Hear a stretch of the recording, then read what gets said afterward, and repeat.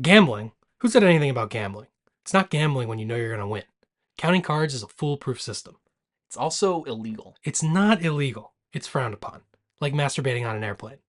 I'm pretty sure that's illegal too. Yeah, maybe after 9/11, where everybody got so sensitive. Thanks a lot, Bin Laden.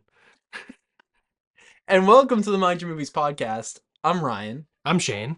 and we are not doing anything frowned upon today. You don't know that. Well, we are drinking. We're not masturbating on an airplane, I'll tell you that much. That's true. That is true. But yeah, we are talking about movies, drinking game movies. So we watched The Hangover and Rocky Horror Picture Show, and with a little drinking game for each. And yeah, we're going to talk about them, and it should be a fun episode. Yeah, before we get into that, though, we like to talk about some, give some recommendations, talk about what we've seen recently. So, Ryan, do you want to kick us off? Sure. Um, I'll start with kind of a banger, which is Secret Mall Apartment, which is like it is showing nationally, but it has like pretty limited shows. Um, but it's really it's a very New England movie. It's about people, an artist and a group of friends who make a apartment in the Providence Place Mall. And the documentary by Jeremy Workman really goes into like the art of the apartment and the art that was kind of going around adjacent to the apartment in their lives. And it was really fascinating. And we saw it at an old theater in the city, and there was a live Q&A with Jeremy Workman and the artist Michael Townsend. So it was a great experience, a lot of fun. Would Yeah. totally recommend the movie too. Yeah, I wanted to see that. I wanted to see it in the Providence Place Mall, but I didn't get around to it. But that would have been cool. But I didn't do it, so yeah. I did hear they had like cool setups at the mall. They like had like a fake apartment setup, Yeah. like the one in the movie. Yeah, that's cool. So, Very cool. Nice. Yeah. One thing I watched recently was a Nick Cage movie that I hadn't seen yet, The Unbearable Weight of Massive Talent. I watched it. Nicolas Cage and Pedro Pascal, very meta movie. Nick Cage plays a version of himself, and he's sort of down on his luck. This is sort of, I mean, it's not set at a certain year, but it seems pre Cage-assance, maybe when he was doing Ghost Rider and that type of shit. And Pedro Pascal is like a super rich guy in Spain who invites him over, and he's a super fan. And it sort of turns into a silly, crazy action movie sort of thing. Kind of, I put in my review that this is kind of like a dumb version of adaptation, and I think that is a good way to put it. Even with Nick Cage occasionally playing two versions of himself. But yeah, very funny movie. I definitely enjoyed it very much. Definitely good for the Nick Cage fans out there. So I would recommend that. nice. I would also recommend that one. Yeah, that's one of your That's a lot. favorite Nick Cage movies for sure. Yeah, So it's up there. That one's awesome. The meta-ness of it is pretty rad. yeah. Um, I'll throw in Hell of a Summer, I which also saw is Hell of a Summer. oh hell yeah. The new Finn Wolfhard and Billy Brick movie. Who co-directed? I think they co-wrote it and co-produced it, and they're like the co-stars of the movie. So, um, pretty impressive. It's their debut thing, directorial debut, and I thought it was pretty impressive. It was a lot of fun to watch. It was definitely leaned on the comedy side of the slasher, Yeah. and don't go into it hoping for like the best kills you'll ever see in a movie, No. unfortunately. The kills are pretty weak, but it's more of a comedy than a horror movie, and I thought it was very funny. Also, very Gen Z movie. I think we are getting to the point where we're getting like Zoomer movies, and this is like definitely a sort of a version of that, sort of a Zoomer take on the '80s slasher subgenre. But yeah, it's very funny. I think if people go into it as a comedy first, they'll enjoy it, and I thought it was a really good time. I agree. Um, yeah, I will say I think there's a there's like a who done it aspect that's going on, and again, I think definitely go into it for the comedy first, Yeah. right? And it was very enjoyable. I would definitely recommend it. Yeah, I agree. The whodunit aspect isn't really, it's not a fully a whodunit. It's like Yeah, because it's I don't know. I don't want to spoil anything, but that's not really the point of the movie. I think it's mainly just supposed to be funny, basically. Yeah. But yeah, definitely made me nostalgic for my younger years. I was like, oh, I feel old as fuck now. This is so it was a very fun movie, but I was like, damn, now I'm depressed that time marches on. But anyway, another kind of Zoomerish movie that I watched was We're All Going to the World's Fair, which is the first movie by the director of I Saw the TV Glow, Jane Schoenbrunn. And this movie was fantastic. I thought it was really great. It's very pretty slowly paced.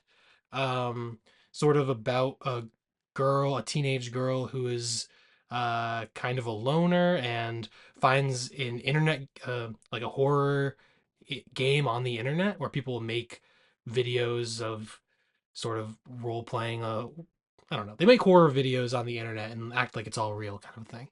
And uh yeah, it's not really a horror movie. I think this is kind of like both of Jane Schoenbrun's movies have kind of been advertised as horror movies, but they're not really horror movies. They're just kind of about they're kind of like character studies more than anything else. But yeah, this one like really worked for me. It's like also like under 90 minutes, I believe. Yeah, it's 86 minutes. So yeah, I watched it on Max and it was really really great. But definitely go in expecting something a little slower, meditative, because part of it is uh, sort of live experiencing that like loneliness and isolation that the character experiences. So I think there's a purpose for the sort of slow pacing of it all.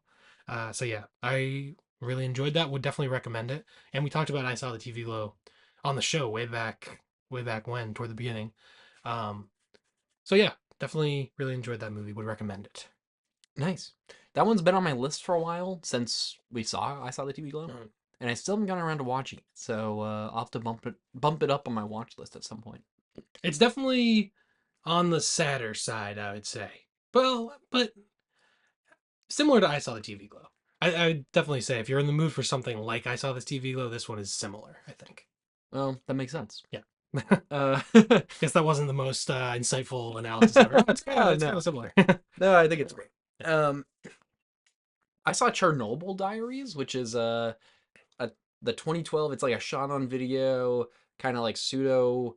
It's like Is handheld, it so it's found? kind of like found footage, but it's not actually found footage. Oh, It feels like it should have maybe been, but they didn't commit to the found footage piece, and so it is supposed to be just a cameraman, or like there's not supposed to be a cameraman, right. but it does feel Mm, like they are in handheld mode and they're following around, and at times it just feels like maybe they should have just gone with it being found footage.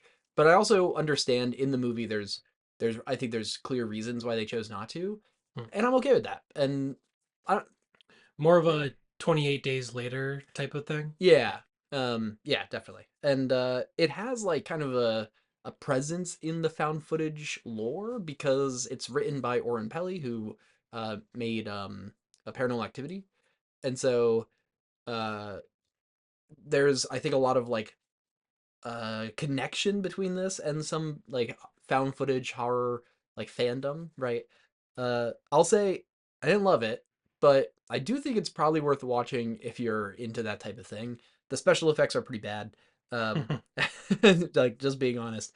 But I feel like there is some times of like good tension, and I think those are benefited from the handheld aspect, even if it's not supposed to be found footage. So yeah, I would say if you're into the found footage or like handheld shot on video style of that time, it could be worth watching. But I wouldn't like go out of your way to see it Yeah. necessarily.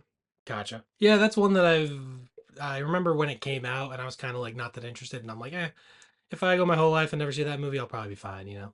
But I would say yeah. yeah. But also, I think some I, people out there will enjoy it. right. Yeah, yeah, yeah. If that's your thing, that makes sense.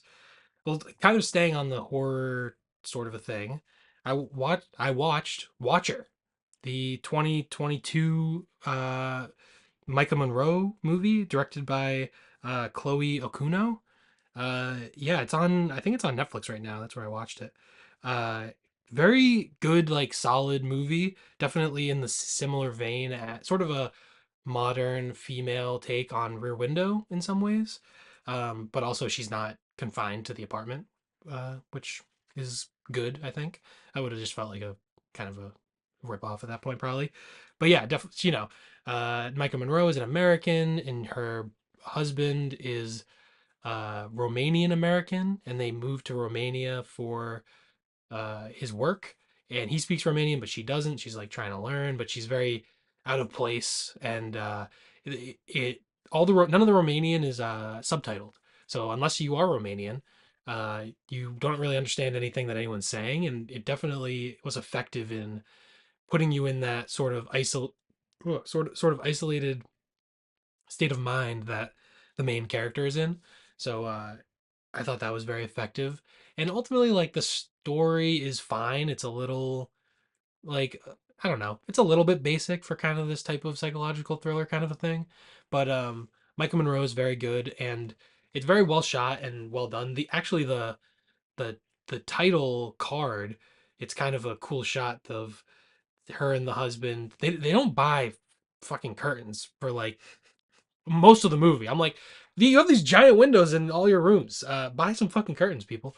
But they don't. When they first move in, they're like making out on the couch, and the camera pulls out, and you're watch, and it pulls out very slowly, so that you're kind of watching them through the window in that voyeuristic thing, which obviously like ends up playing into the plot kind of a thing, where she's looking out the window, she thinks someone is watching her, she's paranoid, is it real, is it not? That's that kind of a thing. But yeah, very solid movie. Not gonna change your life, I don't think. But I thought it was very good. So I would recommend it if that sounds interesting to anyone. Nice. I remember watching that, I think, close to when it came out or around that time. Because it was it straight to streaming?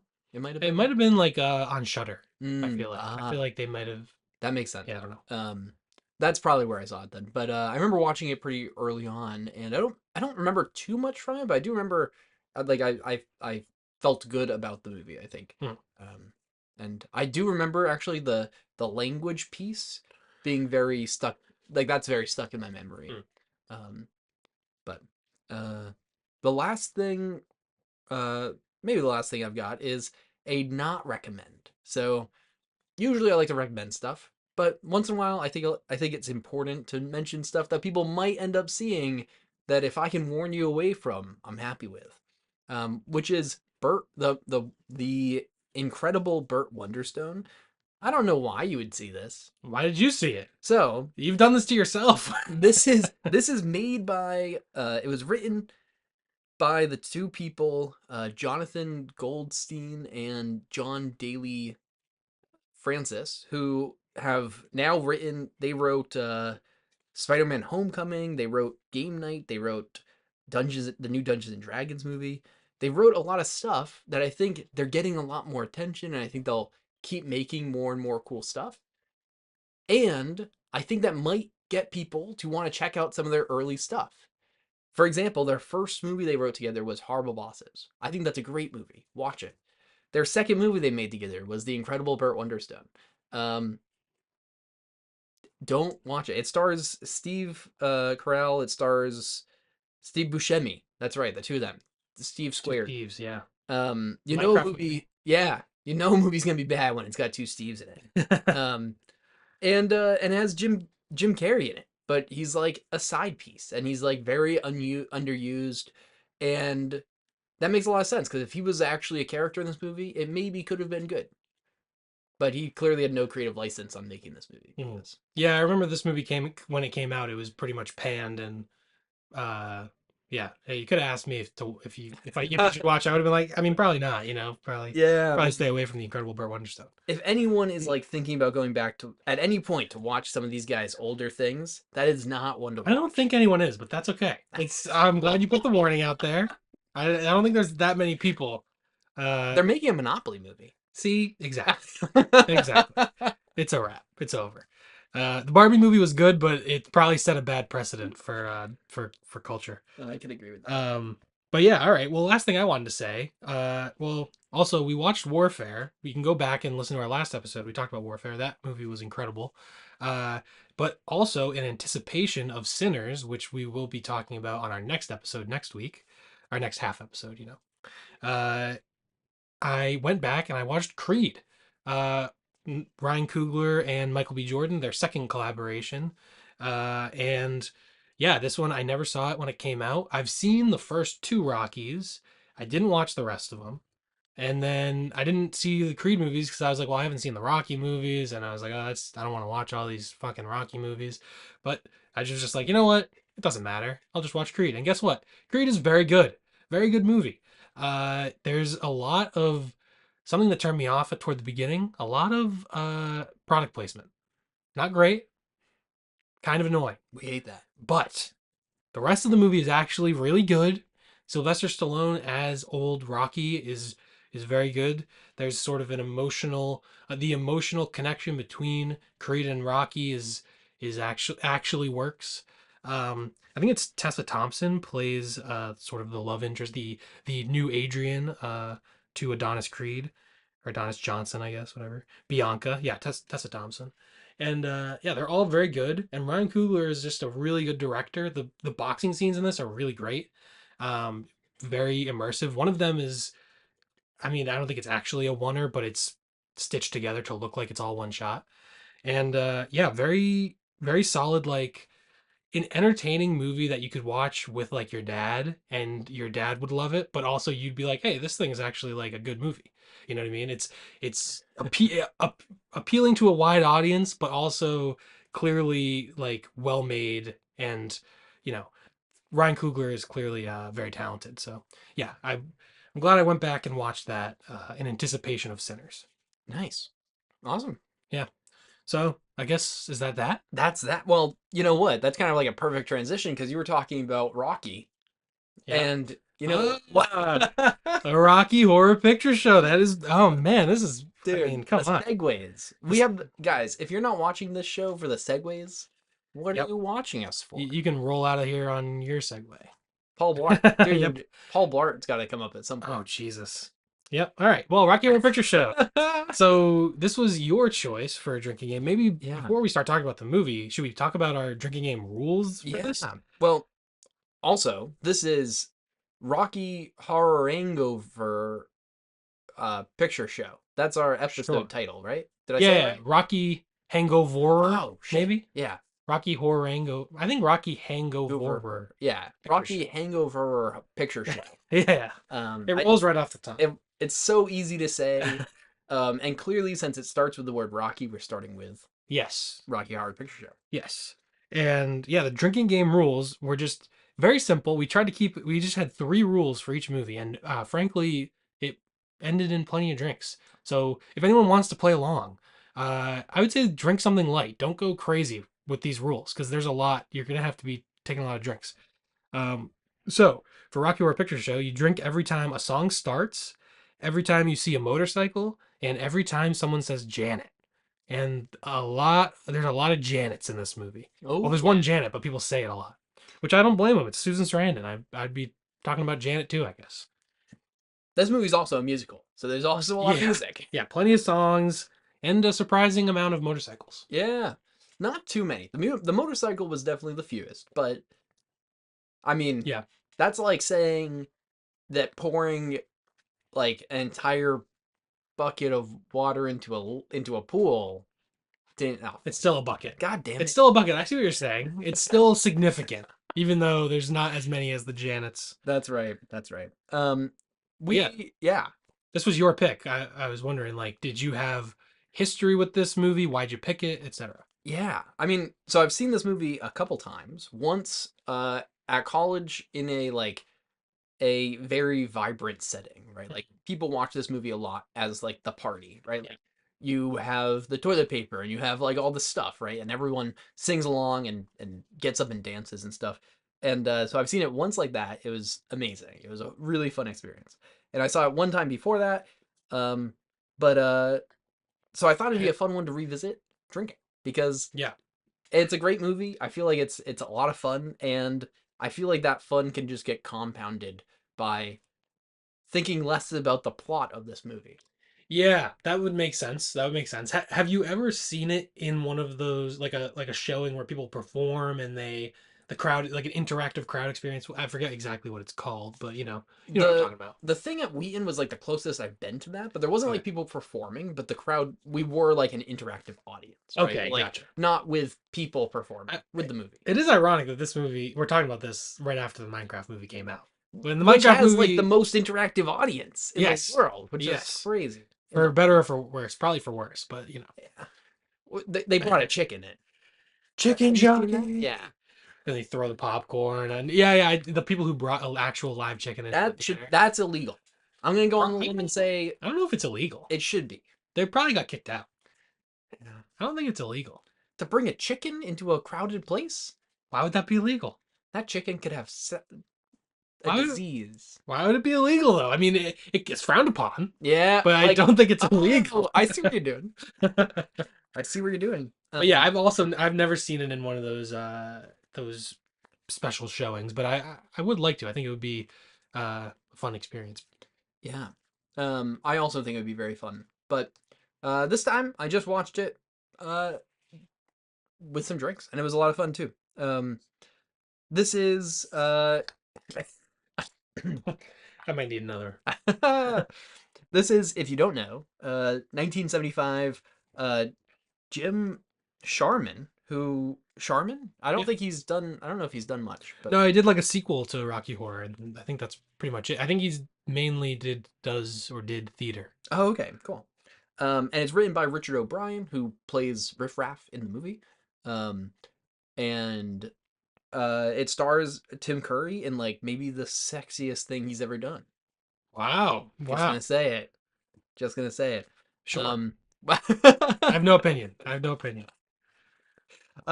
this movie is like, uh, I don't. I mean, I don't even have. So I'm gonna be honest. I gotta give a. I already said this to Shane. I admitted this already. My notes for this movie are terrible. I was already. Well, this is interesting because you were maybe too drunk to watch the movie, and I was maybe too sober to watch the movie. Because I think I maybe if we had No, both met in the middle cosmically, then it would have I we don't think. both enjoyed it more. Yeah, I don't think I was too drunk though. I think I enjoyed this movie a ton. Okay, good. It was a blast all the way through, but my note taking ability started off terrible and only got worse. Yeah, Um, but listen, this movie is not really a movie I recommend watching for the plot. yeah. This is a movie I recommend watching because you are like into If you're gay, yeah, that's it. If you yeah. if a transvestite transsexual from Transylvania sounds attractive to you, maybe you should watch the movie. Is that what you're saying? Yeah, that is There you go. yeah. Also though, this movie like I feel like this movie is a lot of it can be a lot of fun, I think. But I also think like I don't know if I don't know if I've ever understood the plot of this movie to a great extent. Like so at the beginning, I can tell you the plot. go I for it. remember it. I Cuz you were too sober. I was too sober. I just watched it a couple days ago. It's pretty easy. Brad and Janet are like straight, very straight couple. They're virgins. They're Well, well, this is the beginning of the they movie. seem straight. Well, yeah, I guess well at the beginning that they are like an archetypical Yeah. like heterosexual couple, and they they're driving in the rain on some random road, and they get a flat tire, and they go to look for help. They find a castle. There's a bunch of motorcycles parked out front. Take a drink. And they go in the castle, and it's a bunch of gay people singing songs, and they're like, "What the hell's going on here? Let's get the hell out of here! Oh my god, we just want to use the phone and get the hell out." And then they are slowly, they're exposed to Dr. Frankenfurter's madness and depravity, which whatever. I have some problems with this movie that we can get into later. I don't want to be a buzzkill, but uh, we Ooh. see. I know. But yeah, and then from that point on, it basically you see Dr. Frankenfurter is trying to create this perfect specimen named Rocky, and maybe I can't explain this plot totally perfectly. Because then there's just a big chunk where it's just some songs and some crazy stuff. People have sex, uh, and then at the end it turns out that they're actually like aliens, and then the castle is like a spaceship and it flies into outer space, and that's Yeah. the end of the movie. Well, and Janet and Brad get off of the spaceship with the doctor. And so there's a doctor in a wheelchair Oh yeah, who uh his nephew is murdered by Frankenfurter. right. Because It's his played by Meatloaf, the nephew. That's right. And so this is kind of early in the movie. The I think this is like while Brad and Janet are still being introduced to everyone, kind of. Um, and Meatloaf busts in on the motorcycle and is there to like sweep up this like redhead girl that Yeah, Columbia, I think. yeah, that sounds right. And They were in love. There was some sort of a love triangle. love triangle history with Frankenfurter and them and all that. Yeah.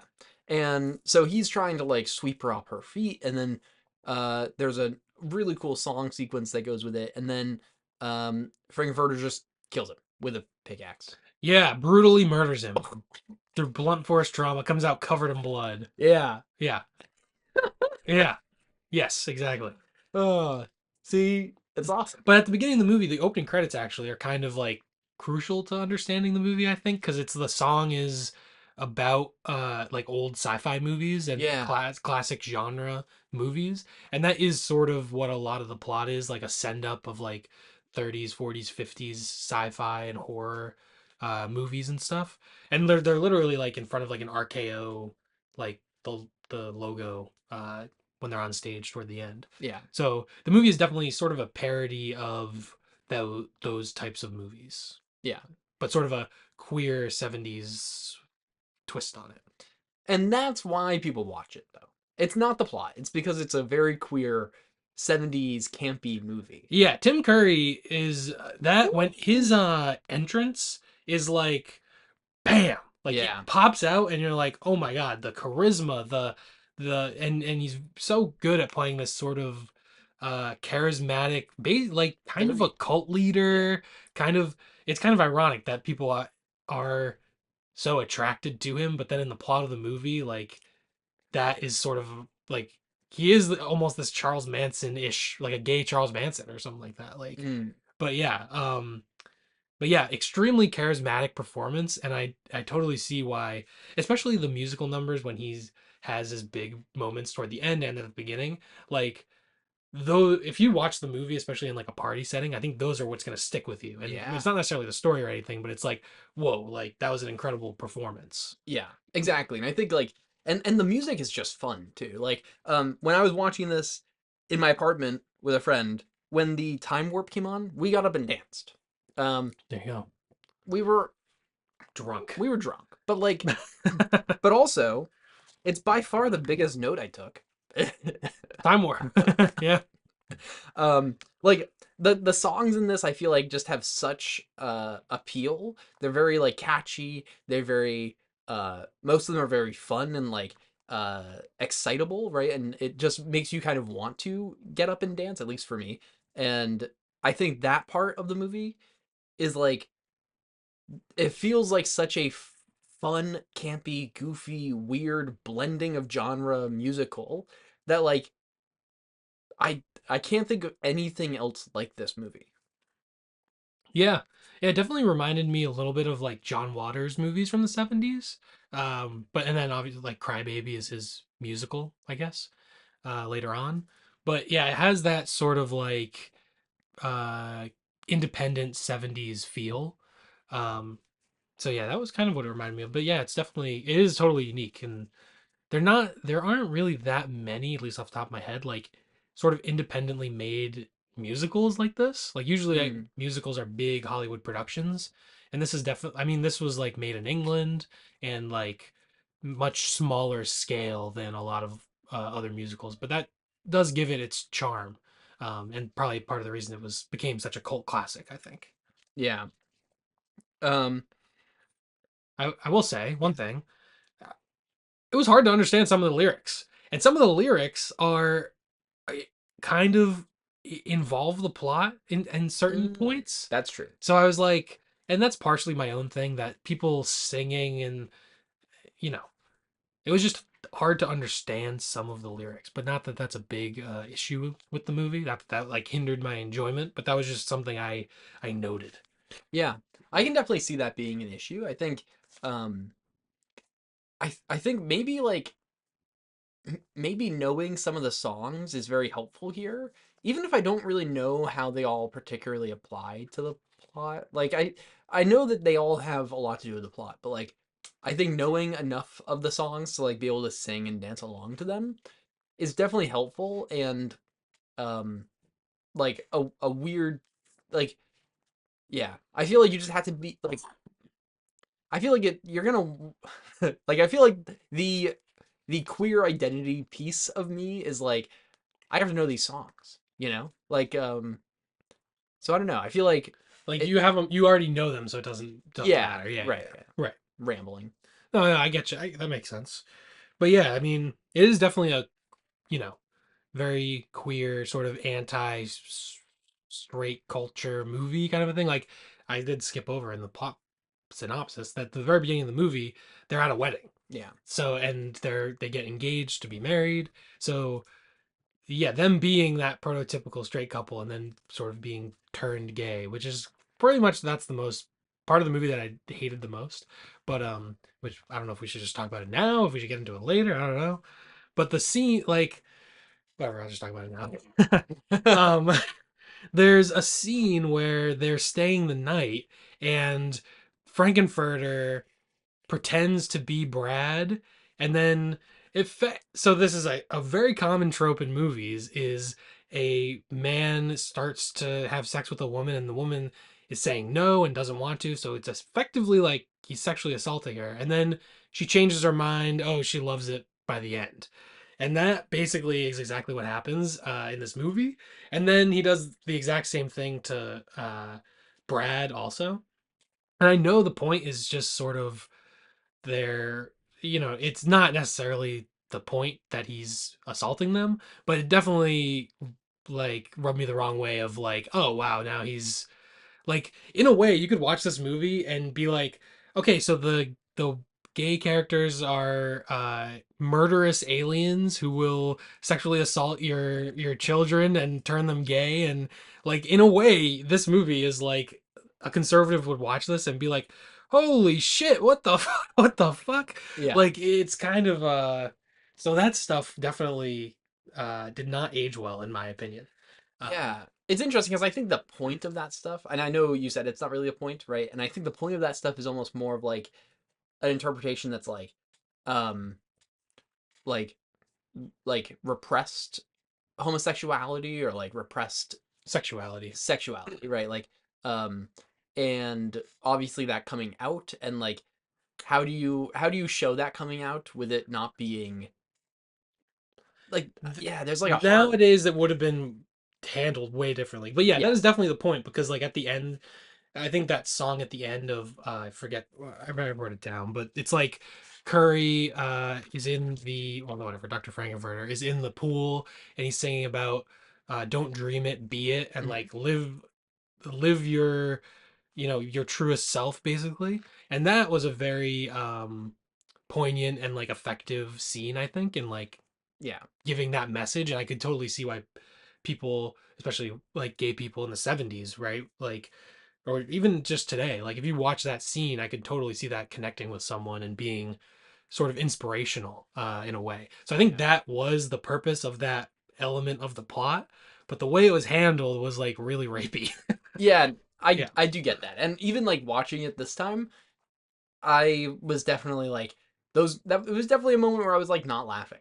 I was like, "Oh." Yeah. Like just kind of sitting there awkwardly and like kind of sipping on the drink a little bit and being like, "Okay, we Yeah. can just sit through this." And like in a way, like it is just funny that it's like literally the exact same scene with the Yeah. same dialogue. Like that's all funny, but yeah, it's just that part did not age well at all. Yeah. And um I think the message there is like you said, it would be delivered differently today, but I think like it's totally the message that people watch this for, right? Like even at the end when they like you were talking about, I think this might be after the pool song. Yeah, the aliens are exposed, right? It's Yeah, um Riff Raff in Colombia, I think. yeah. and Riff Raff has the weapon out, and he says something like, "Your lifestyle is too eccentric" or something. I forget exactly, but um, essentially being like, you can't be gay, you know, and that's the villain of the movie, right? And like, uh, yeah, and At the so very end, yeah, at the very yeah. end, Yeah. and so I think like those pieces of the message are definitely like better ways to get across the part that we're talking about, right? But yeah, I think like knowing the interpretation is helpful there, but also yeah, I mean like it is definitely not aged well. Yeah, and those also having Frankenfurter murder. So that was kind of an interesting thing of Meatloaf's character being like this biker, almost like 50s. Like I actually watched Scorpio Rising like a few whatever maybe a month ago. I and that is a very like well, it's also a very weird movie, but it's like kind of an iconic like 60s like gay biker Nazi thing. And Meatloaf is kind of that archetype. He's a biker. I guess he's gay or bisexual or something. And he has actually like an iron cross like ring that you see for like a second. Um and so like Frankenfurter killing him and then now he wants this hunk. I kind of was like, "Oh, this could be like gay culture like 50s and 60s was like this biker aesthetic was like a In common yeah, that was like the trendy thing or whatever. And then now it's like buff dudes and like bodybuilding and like it's changed a little bit. And maybe that was the idea behind it. But also, if Frankenfurter is sort of supposed to be like a sympathetic character, having him just murder someone in cold blood and like is kind of like I don't know, it just didn't really work for me. But yeah, yeah. I think you're right. Yeah, uh, I don't know. I think every time I watch that part, I kind of root it on. Um, I don't So you know. don't like Meatloaf? Yeah, but I don't know why. Yeah. I just Well, yeah, I mean, that's it. what about bitch tits? That's what uh, they call them in Fight Club, right? yeah, Bitch yeah. tits. I don't. Yeah, I don't know. It's like it's interesting. I feel like a lot of my enjoyment of this movie is literally just like previous enjoyment, like knowing like things that I've enjoyed about the movie before, Yeah. which sounds weird, but like I feel like there's just like classic moments in the movie, and I'm like, oh yeah, like get them, you know, like Yeah. and I don't know if I can really defend exactly why, but Well, yeah, just because you like Frankenfurter and you don't like him, I guess, right? yeah, But yeah, honestly, like yeah, Tim Curry, whoops, Tim Curry's character in this is like the is like it like I don't know, like is a sex icon. I guess so. This is an extremely horny movie. That's like literally I think I Extreme. wrote that a couple times. I wrote very horny movie. That was a note. Yeah, this I put a movie is star next to it because that's how so horny it is. so horny, Yes. underlined. And to be this horny and gay in the 70s, I totally get why this became a cult classic in sort of the gay community of, being so and also it's fun. You know what I mean? Like a lot of the Yeah. 70s John Waters movies are supposed to be shocking and they are funny, but they can also be well they are funny. They're comedies, but I don't know, like the music is it's so infectious. It's good for a party environment. So I definitely see that appeal to the movie definitely from its time. Yeah, I agree. I think yeah, I mean the saying that this movie is so horny is still an I don't know if you can ever say that enough about Yeah. this movie. Yeah. I mean, the whole thing is about sexual liberation and sexual freedom and all that kind of stuff that was going, sort of popping in through in the culture in the 60s and 70s. Yeah. And in that way, I think it also has aged like I don't know, just the whole sexual revolution, like that. There are pros and cons to it, kind of a thing, and it's just very of its time, I think. Yeah. But yeah, I mean, I think that's a really good point because also like today, not that this is true everywhere, but certainly in in in this area, and not that this was even my experience or everyone's experience here, but like it is today it is much more it's a lot more accepted to like come out in high school and to like start to understand yourself in that way and to like be sexually free much earlier than it was in like the 70s especially, right? And so I think that kind of means that like when people are kind of like learning their sexuality and stuff, like I don't know if this movie really makes sense, right? Because you're learning your sexuality and like things like I think um there's just so much more out there for you to connect with already. Whether that's peers that are also feeling more free in that way, but also more representation in movies and more uh like just a whole world of better things to show you who you are and who you can be. Hmm. And I feel like this movie worked really well in the 70s to help people understand that. But yeah, like maybe today there's just better, more aged stuff, like stuff that hasn't aged so weirdly. Yeah, right. I get what you're saying, but yeah, I don't think they were make they're I don't think they were making the movie to be politically correct or like No, yeah. to be inspirational to people. I think it does very much come off as a just an expression of like their own Yeah. experiences kind of a thing. Yeah. I don't know that they're necessarily trying to like make something for people to look up to and you know what I mean? That's true. Yeah, I do think like towards the end, some of the songs and like some Yeah, yeah, I think there's definitely some connection there of like that yeah, is the most more heartwarming stuff. yeah, the like be it don't dream it or whatever song was definitely the most like explicitly like, you know, uh I don't know. The song that does that the most, the Yeah. section of the movie that's the most sincere, I guess, because the rest of it is so silly and wacky that that song I think is the most sincere. Yeah. Yeah. Which is interesting because I feel like it's like the movie almost had to be so silly and obscure to like be able to get attention at the Mhm. time, right? And like today, like I feel like queerness is like so much more common as just normal place, right? Yeah. But at the time, it like had to be um,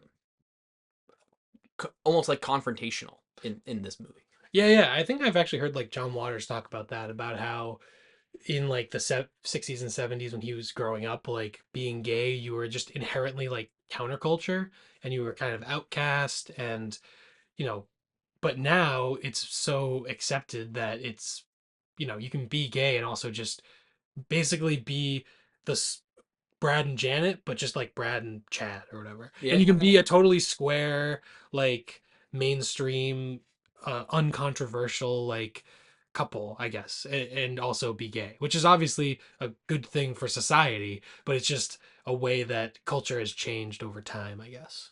yeah, yeah. I totally agree, and I think that's like a really interesting piece in like rewatching this in a time when I feel like less in that like awakening moment of my like youth, right? Like or whatever. Um, man, I'm fucking old, you know, like um and I feel like I just like better understand myself and my sexuality and everything in a way where like this movie's still really fun, but again, like I said, it's kind of more fun in the way of like I know it's fun because it was fun and it's campy and stuff instead of like it being very like oh shit, yeah, like that's you know, Yeah, you're past that point yeah. of whatever awakening Yeah. realization type thing. Yeah, yeah, that makes sense. But this movie's still so horny. I'm just gonna say it again. It's so Crazy, horny. crazy horny movie. Also, this movie and Tim Curry's performance in particular, extremely influential on like drag queen culture. I Yeah. think I mean, talking a lot about John Waters. It's not a John Waters movie, but like Divine also obviously very influential to cross dressing and drag queens and that type of stuff, and sort of becoming because I there's actually this documentary from I think the late 60s and I think it's called The Queens maybe. I forget, but it's sort of a cinema verite documentary about a drag uh queen pageant, but it's a completely different thing. It's like a beauty pageant. They like wear like dresses that you'd wear to like prom or something, and they do like they look like they're going to like a fancy event, and it's like completely different to where drag now is like funny and well, it's different in different contexts, but it can be sexual, it can be funny, you know, it's a lot more brash and out there, and like, I mean, it's more accepted in some cult like places now, but it was very like countercultural also. So I think this movie and Divine were probably hugely influential, and like people probably watched this and were like, I want to be like that. I want to be a dress like that and have all that charisma and all that type of stuff. So definitely a very important movie in that way. Yeah. And even like thinking at the end when everyone becomes unstoned, right? Like or whatever. Yeah, And de-Medusa'd. There's a Medusa, that's Medusa right. like, but there's like a Medusa Switch. switch. Yeah, That's controlled by like electricity. Like I don't know. no It idea. just happens. It just happens, and then they have another one that says de-Medusa, Yeah. and it happens. Yeah, Yeah, the doctors literally like Medusa'd right next to the Medusa switch, and it flashes to it, and I was like, no one can Medusa him, and then it just happens. it I was just like, oh, magically happens. yeah, Yeah. that's good. But after everyone becomes Medusa'd, and everyone's kind of in that same garb of like the Tim Curry outfit in this, and it's like, uh, again, I could see if you like no matter who in this movie you thought was like the sexy one, right? Like now you're seeing them in that kind of uh I don't know, garb. And you're like, yeah, like, oh, that could be, I want that or something, right? And Mm. so I can see how that could definitely influence um like modern drag. Yeah, yeah, definitely.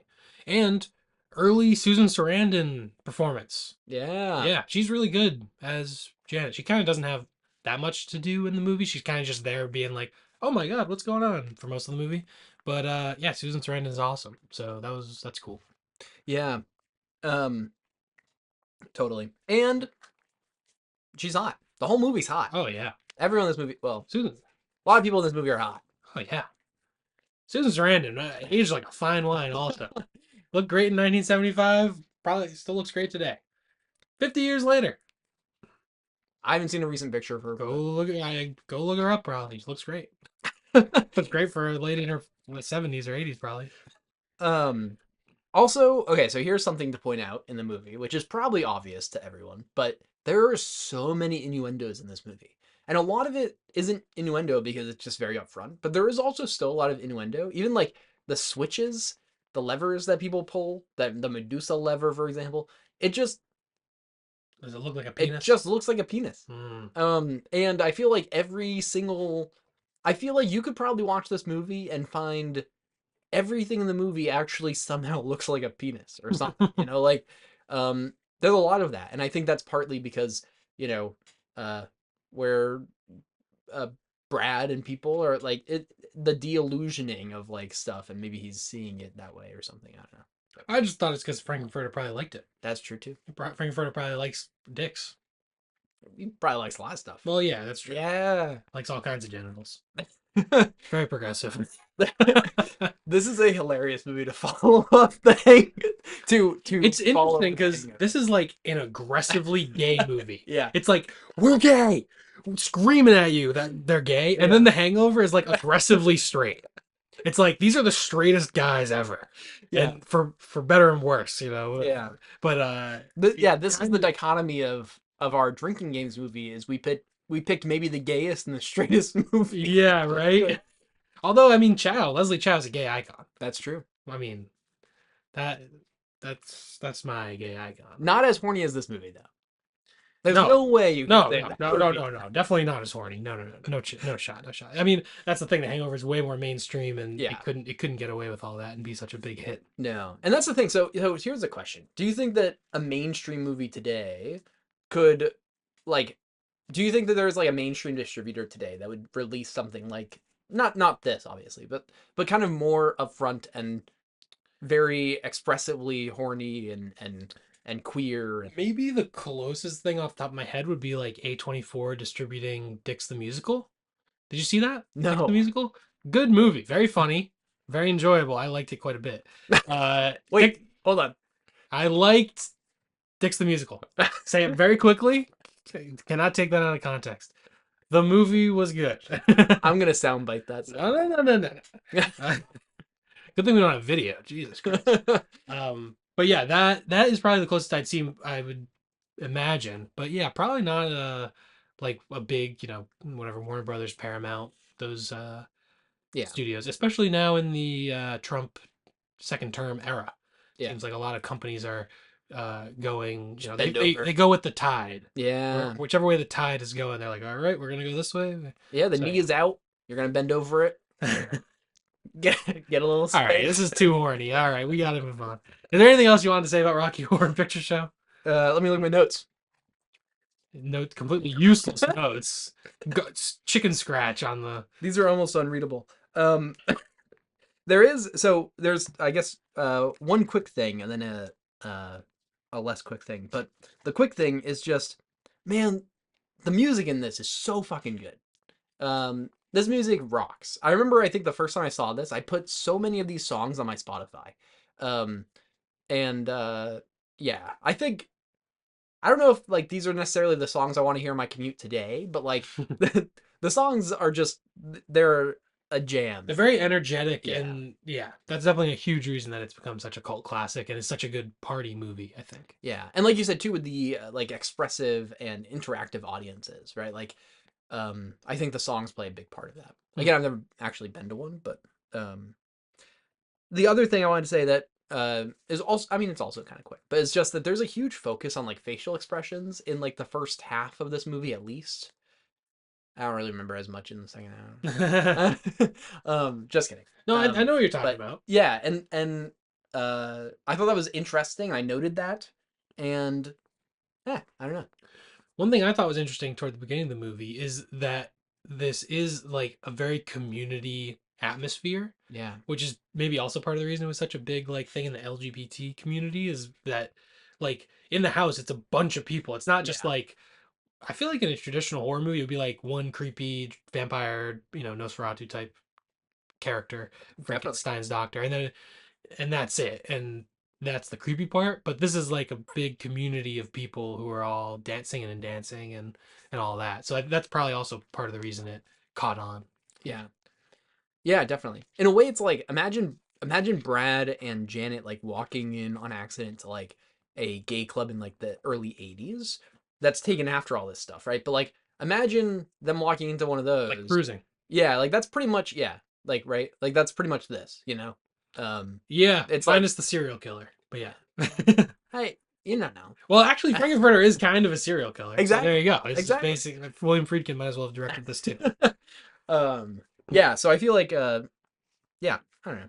But I think the focus on facial expressions, at least early in the movie, also was interesting in the way of like seeing how people were reacting, and it felt very like I don't know if it really felt like silent era necessarily, but it like it's definitely noticeable in this that there's so much close up, Yeah, which is cool. and the big facial expressions and that is probably part of the campy appeal too. Of it's so everything is big. Yeah. Oh Nothing yeah. is subtle. Yeah. Yeah, definitely. But otherwise, I fucking love this movie. That's it. Nice. Good. I'm glad you love it. I will say I am curious what I would think about this movie sober today. And I don't know, Mm, because I didn't do that. But yeah, that's okay. that's You okay. don't That's have kind to. of the That whole was the point of this point of the. episode. Yeah, I think this is kind of an interesting episode of. Yeah. If we actually both picked movies that were we both knew very well. Mm. Which was probably part of the reason we didn't want to watch a movie for the first time Yeah. with a drinking game. That would be kind of weird. Yeah. You'd also I'd feel weird like trying to take notes on a movie that I haven't seen before. Like, I don't know. I can't even think It of would feel like like, you wouldn't be able to do it justice, kind of a thing. yeah. Yeah. Yeah. I maybe if I picked like Burt Wonderstone, Oh I'd feel yeah, fine doing it, get me some opiates for Yeah. Burt Wonderstone. Jesus Christ. Jesus. I, Oh man. well, Ryan, what's your rating for for Rocky Horror Picture Show? I give Rocky Horror 4.5 Four and this a time. half out of five. Yeah. Very very Big. strong rating. Yeah, I think I was drunk. No, that's fair. That's a totally fair rating. I get it. That's it. I am the buzzkill. I gave it 2.5 out of 5. I know I'm the boring heterosexual person. Burn me at the stake. But yeah, it was. To be honest, it was the rapiness. If it wasn't for the rapiness, Yeah. it would have been at least 3 or 3.5. But that scene really bothered me. But yeah, I mean, aside from that, it's not a bad movie. It's interesting and unique, and I think it's worth watching for sure. Yeah. And it's definitely a cultural, you know, big, a massively culturally impactful movie, I Yeah. guess. So it's definitely worth watching. But yeah, And I will it was kind of say, hard to rate. yeah. Oh yeah, I agree. Me, yeah, 4.5, but kind of hard to rate. um, but yeah, I mean, I also think this is like a movie where, again, like I don't know if necessarily it has the same appeal today as it did, even when like I feel like 10 years ago, right? Like Yeah. I feel like today maybe there's just so much more that people can gravitate towards. So I don't know. Yeah. Yeah, that makes sense. And I think like people of like our generation or younger like coming to this for the first time and not having all of the experiences with it, Hmm. like it might be a little more divisive maybe. Yeah, Yeah. yeah, definitely. But All uh, right. I guess should I do the? Oh yeah. Yeah, I have the rating recap. rating recap. Rating We recap. remembered it this time. Yeah. So on Rotten Tomatoes, this has an 80%, with an 85% audience score, 7.4 out of 10 on IMDb, and 4.0 out of 5 on Letterboxd, which is an average of 7.995. Wow. Just just under 8. I should have just rounded it, but just under 8, which is pretty strong. And I think a lot of that is the cult classicness.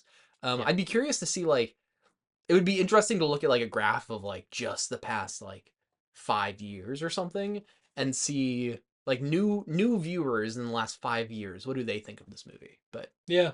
I don't know. I mean, it could be. I could totally be wrong, and it could still be really high. Yeah. I fucking love it, but I don't Yeah. know. Good. All right. Now it's time for the For the hangover. Rocky Hangover. So the Hangover. Yes. I just want to say it again. The Hangover, 2009, directed by Todd Phillips, the iconic director of Joker and Joker Folie à Deux, also old school, also Due Date. So many great movies. Um, yeah, written by John Lucas and Scott Moore, and shot by Lawrence Sher, who also shot the Joker movies. Not that the cinematography in The Hangover is the selling point, but it's interesting that it's the same guy who did the Joker movies, which look a lot better in my opinion. But anyway, yeah, this movie, another, this one like was huge in just mainstream culture. It came out in 2009. It hit. I don't know if a comedy since The Hangover has had as big of a cultural impact. Where everyone had the T-shirts with Carlos on it, or Tyler, or Ben, whatever you want to call him. Deep cut. He's Carlos.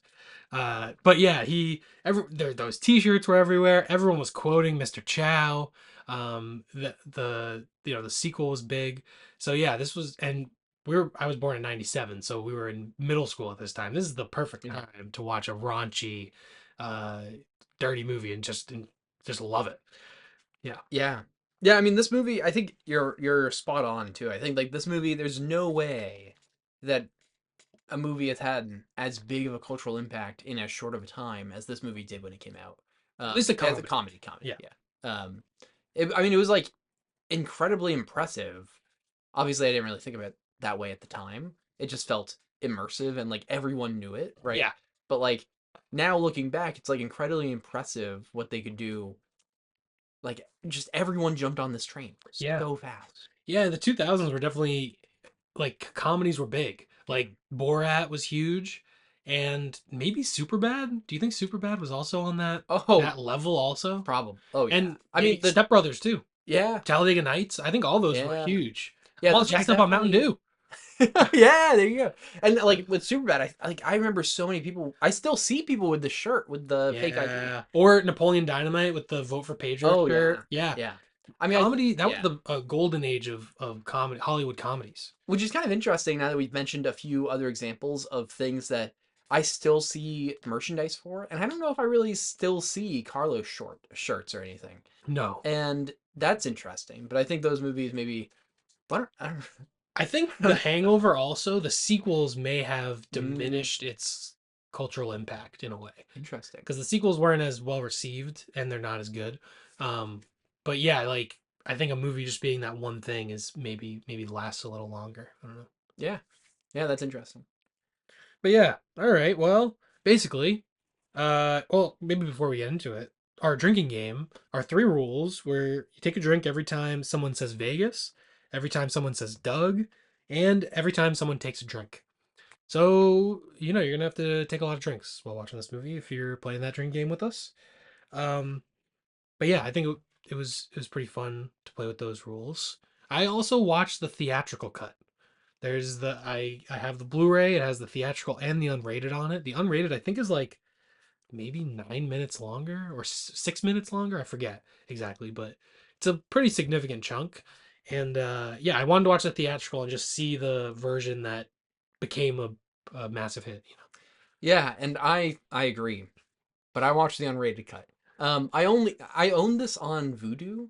Um, another win for physical media, but I own it on Vudu only as the unrated cut for some reason, Hmm. and so that's what I watched. And there's definitely some stuff that I noticed that I remembered being in the unrated cut. I'd seen both the unrated cut and the theatrical cut before.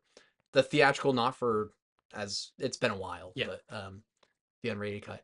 And so I think I remember a few things that are definitely unrated cut versus theatrical. I feel But like yeah. they in the unrated cut they may have had more jokes about Alan potentially being a pedophile. See, I wanted to ask you about this because in the theatrical, basically all they mention is when they're at the school, he's like, "Hey, yeah, I shouldn't be I outside. can't be within 200 feet of a school," and then he jerks off baby Carlos, which is not obviously in the theatrical cut. You don't really make a connection. It's not. He doesn't actually. Sorry, that sounded really bad. He doesn't actually jerk off baby Carlos. He at the table. He he. He mimes that baby Carlos is jerking off in a very funny scene, which is I should have worded that better. This is the danger of podcasting while having a beer. Yeah, we are. Jesus Yeah, Christ. Yeah, thankfully he doesn't actually do that. Jesus Christ, imagine. This yeah, just turns into Jeez, I don't even know what that would be a horror movie. But that's pretty much the only things that are even vaguely referencing it. But I feel like in the unrated cut there may have been more jokes about that. yeah. I don't know. It would be interesting to look up, and we can do this maybe in a little, or I can just do this now. But the things that I noticed that I think, and maybe you can confirm, are almost certainly unrated cuts from my memory. Are there's an elevator scene with the tiger. Oh no, That's unrated. yeah, Yep. I don't think that's in the theatrical. What happens in that scene again? Not a lot. Oh It doesn't really feel like it needs to be in the unrated cut, but essentially when they're wheeling out the tiger, so they're trying to get the tiger out of the hotel. And you don't really see it in the theatrical cut. It's yeah, just they roofie the tiger, they roofie the and then it's tiger, just in the and then car. it's just in the car. Yeah, But there is actually a scene where they're wheeling him out, so you see them in the hallway wheeling it in one of those like luggage carriers, and they have a sheet over it, and then you see them pulling into an elevator, and then you actually watch them going down the elevator. A family comes in. There's like the mom, dad, and two kids, and the kids are like trying to like ask about what's under there. And Phil's a huge asshole, and he's like, "It's yeah, it's a lot of mind your fucking business or something." And the that dad's like, sounds like Phil. and then I think Stu's like, "Dude, what the hell?" And he's like, "What, dude? He's fucking asking about our thing. Like it's our thing. Like, Mhm. And so there's like a little bit of banter Mhm. and back and forth there, but it didn't really feel like it needed to be in an unrated cut. Maybe because there's kids near a tiger, and maybe that's They probably honestly. So this was also a big thing in the 2000s of putting an unrated or extended or director's cut on a DVD to sell more DVDs. They it's possible that they cut that just because they thought the movie was better without it, yeah, and then they were like, "Well, we got to make an unrated version. We'll just throw it back in." yeah, So I think unrated versions were like, you see it and you're like, oh my god, it's the jokes they wouldn't let you see at the movies. Like, you got to see it. But in reality, it's just probably a bunch of stuff that got cut because it either wasn't very funny or yeah. it wasn't necessary for like the pacing and Which I the think movie. makes sense for this scene. It didn't really feel particularly too funny and too necessary. So, Right. but the other scene is, do you remember a ferret joke? I don't know. Then no. I don't think I'm so. gonna say no. There's a joke. This is kind of crazy. When they're talking about getting rid of the cop car, they're gonna torch it, right? And Alan kind of goes off about how you can use a ferret to torch a car because you pour gasoline all over the car, and then you light a ferret on fire, and you let them into the car. And the ferret, he says, because they're a, a key, they're tuned to this. They will actually find the gasoline canister in the car.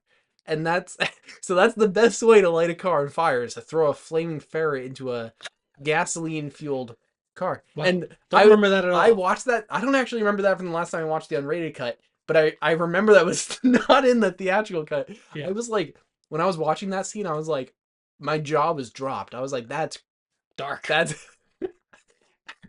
Yeah, it makes sense why they got cut. It makes sense. Yeah, so I feel like the theatrical cut is the way to go with this movie, yeah. which honestly probably I don't most movies, obviously there are exceptions, maybe like Blade Runner would be an exception, or certain movies that got taken away from their directors or weren't their vision. But for a lot of movies, I think the theatrical cut is just the way to go, especially these like 2000s comedies where they just would throw an unrated cut on a DVD.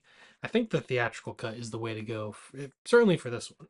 Yeah. Um, So I looked up the theatrical versus the unrated. mhm, The things I mentioned are the what I would say are probably the biggest, but there's a few things of like extended scenes that not particularly relevant, but a few things that are extended. The elevator scene, that's an additional scene. There's also an additional scene. I didn't realize this was like in the unrated cut, but at the end, when the Doug makes it back and the wedding happens and everything, and he's talking to the dad. mhm. And I thought this was in the theatrical, but he talks to the dad about the car, and this is apparently an additional scene, and the dad gives them the car. It's a wedding gift. Oh yeah, and yeah. And he's sort of like, it's not a big deal that you completely fucked it up. No, he doesn't even say it. He doesn't even Oh, know. Yeah, he never oh, okay. knows that they fucked up the car because it's a wedding gift. Which is funny because one of my notes here talks about how everything at the end actually works out perfect because Yeah, they get the the car is money. gifted to them, they get the money and everything. So there's no consequences, right? But Yeah, like, so that's interesting. So the theatrical cut didn't have a resolution for the car, or did it? no, they Interesting. just don't bring it up. Because I distinctly remember a resolution for the car, so that's interesting that I remember the unrated version of that part, but not. Mm. But and then that's it. So and then the ferret. Yeah. Okay. Well, there you go. So it sounds like the theatrical cut is the way to go. I would But agree. Yeah. it is interesting though you talk about the lack of consequences because I think that is a big reason this movie was such a big hit. Mm, Is I that people can sort of live vicariously through these characters of being completely irresponsible and like completely insane without any consequences. And I mean that's kind of a part in an appeal of movies. Obviously there are different movies that have different purposes, but some movies it's like this is some crazy shit that you'd never want to actually do, but you can have a good time and live vicariously through these characters. And yeah, like warfare. definitely not like Warfare. Definitely a little bit different than Warfare, just slightly different. Slightly different, just a little bit. But yeah. But Yeah. yes, No, I agree. yes. Um, Yeah, I think you're totally right. I think that had a huge part to do with this because like it really is. It's interesting at the end of this movie, and we should go through the movie in a second. But like yeah, at the end, all this stuff that happens, they make it just on time for literally just on time. They get the suits somehow delivered in the car. yeah, by Mike Like Vallely. yeah, Yeah. the car being wrecked doesn't matter at least in the unrated cut. Um, the nobody really cares about the incredible sunburn that he has during the whole wedding. The even Stu breaks up with his uh girlfriend or wife, Yeah, Melissa. girlfriend who's gonna propose, but Yes. at the wedding, and there's like no consequence of that happening, which is Well, his life gets better. She's awful. that's true. Mhm. Um, but or yeah, rather that works out is what I kind of mean to say. Yeah. Yeah, Everything works out for him pretty yeah, much. everything works out for everyone in this movie. Even though they're all assholes of different degrees, pretty much. Like they spend the entire movie ruining Las Vegas, destroying the city, Yeah. and yeah, Yeah, true. Also, huge soundtrack. This movie, a yeah. lot of big popular songs in the movie, which also maybe part of the reason people enjoyed it. I don't know. Yeah, I mean, I feel like there's so many compounding factors of like why, just like watching this as a middle schooler, probably, right? Like thinking like Yeah, damn, this was so cool. Like, Yeah. yeah, like the soundtrack was awesome. Like, I feel like every time a song came on in this, it felt nostalgic in a way, Mhm. and like this was definitely a party song at the time. Yeah, Right? yeah. I don't know actually if that was because of The Hangover or The Hangover did it because of that, right? But Yeah. I can Yeah. see it either way. Yeah, definitely. But yeah, also Zach Galifianakis in this, and also Ken Jeong Yeah. as Leslie Chow. Two extremely iconic performances, probably up there with Tim Curry as Dr. Frankenfurter. Yeah. Some extremely iconic performances in this.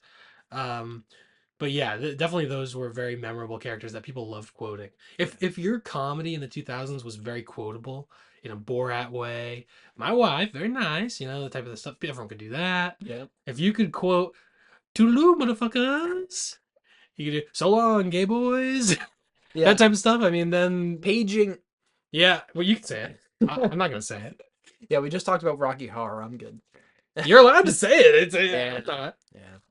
That scene is crazy. I That love. scene, it kind of gets me. It's funny. It's great. It's hilarious. Yeah, he's talking about how mature his friends can be. He's Well, talking to his Melissa, abusive, yes, yeah, the girlfriend, abusive, awful, cheating. cheating. Yeah, fucked a bartender on the Yeah, boat. and also actually hits him. Yeah, Yeah, yeah, sooner or yeah, later. literally abusive. Yeah. Yeah, and She's yeah, she hates his friends, and he yeah. says, "Well, if you get to know them, they're actually pretty mature." And then they pull up, and Bradley Cooper, who's like the straightest possible person in this movie, kind of until the end, maybe. Well, the character Oh yeah, is pretty straight. yeah. Wait, No, no, no, no. Bradley Cooper's no. not, as far as I know, is not gay. I think I they're don't just know. rumors. Well, oh That's all dear. I don't know. I don't know. As far as I know, he's not. I don't know anything about Bradley Cooper's personal life. I'm not saying anything. I'm just gonna say those are some interesting rumors.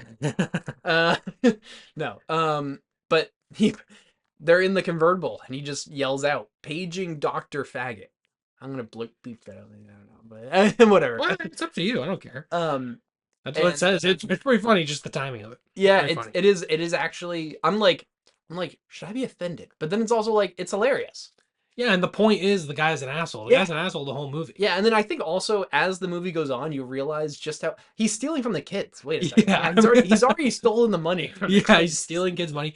And I think in the sequels, especially number three, they really emphasize like how awful they are. Yeah, But I think in this first one, they are pretty awful. And then as the movie goes on, you're just kind of on this ride with them. So you kind of forget like how bad they are and you kind of just enjoy it. yeah. By the time the third one comes around, they sort of upend that and are like, oh yeah, these people are not good people. Yeah, Yeah. but again, like also at the end, like you meet Bradley Cooper's wife and kid. You like everything's working out for everyone. It's like these guys are they're yeah. It's Well, like that's this is life, eh? why yeah, but like Look who's this the president right now. yeah, that's true. But this is totally why like yeah, like at the time it was so iconic. It was like yeah, middle school boys, you guys can do whatever you want, and you know what happens?